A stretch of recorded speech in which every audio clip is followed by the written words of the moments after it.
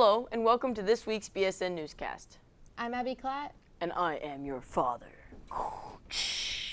Happy National Star Wars Day. May the 4th be with you.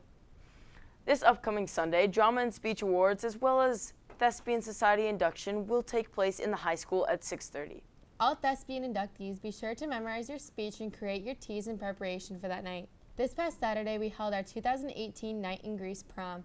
It was a complete hit and the students had a lot of fun. They enjoyed activities like dancing, hypnotism, obstacle courses, and karaoke. Here is a cringy video of our very own Cameron Jones singing like a goofball.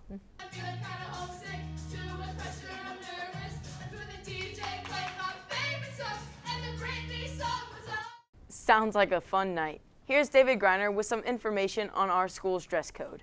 Spring is finally here, only a few weeks late. And students have already begun to change their apparel to match this heat that is coming in. With that, though, comes some potential dress code violations. It's very important for every student to understand what is and isn't acceptable by our OHS dress code. I talked to Mr. Downing for more information on this.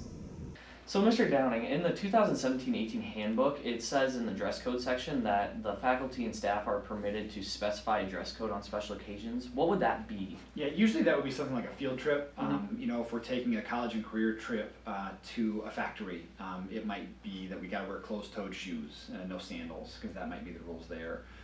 Or if we're taking a trip somewhere and there's an expectation of, you know, kind of not having jeans with holes in them or shorts or something like that. That's pretty much, doesn't happen very often, but we like to have that in there in case we need to. Yeah, and I heard a rumor that there's a new part of the dress code that shorts within 2 inches of the seam will be acceptable. Is that true? Yeah, I don't even know what 2 inches of the seam means, but no, we actually haven't made any updates to our dress code in a while, and so the information about length of shorts or skirts or things like that has always remained the same. All right, awesome, thank you. Yeah, no problem. Well said, David.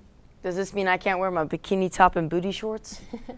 Here's Megan Christopherson with an update on our Pioneer sports. Welcome to this week's edition of sports. April 26th, our boys track team got the win in North Union. This was their first win in 5 years. I'm here with Jacob Lamb to talk about their meet win, April 26th. Jacob, how did it feel to get a win?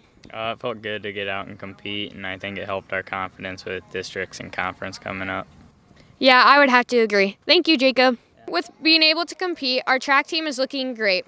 Come out as we race our way to state in Sheldon Thursday.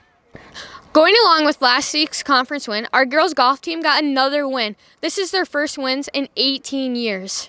Back to you, Caleb and Abby. Thanks, Megan. Now on to Carly with what may be our most controversial trivia question yet. Is water wet? Yes. Yep. Why?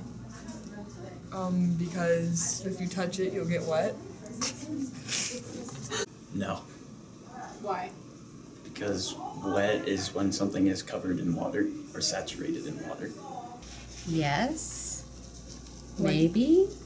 Why do you think that?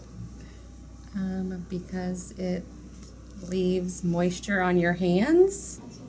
I guess so. Yes, Why? because it's liquid.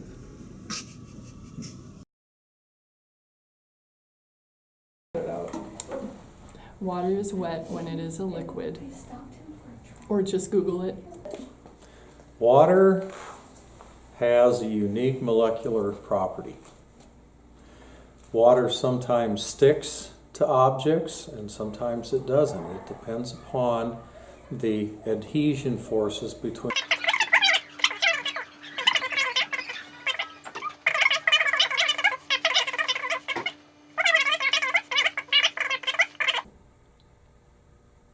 I leave the question for you to ponder.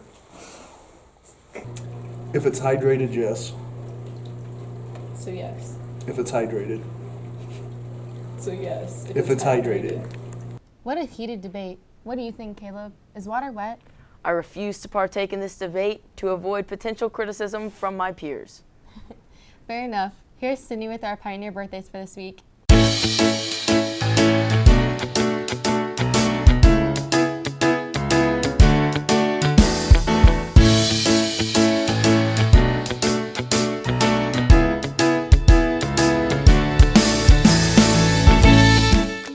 That's all for this week's news. Enjoy your weekend in the last 15 days of our 2017-18 school year. I'm Bobo Klatt. And I'm Jabba the Miller, and this is BSN News.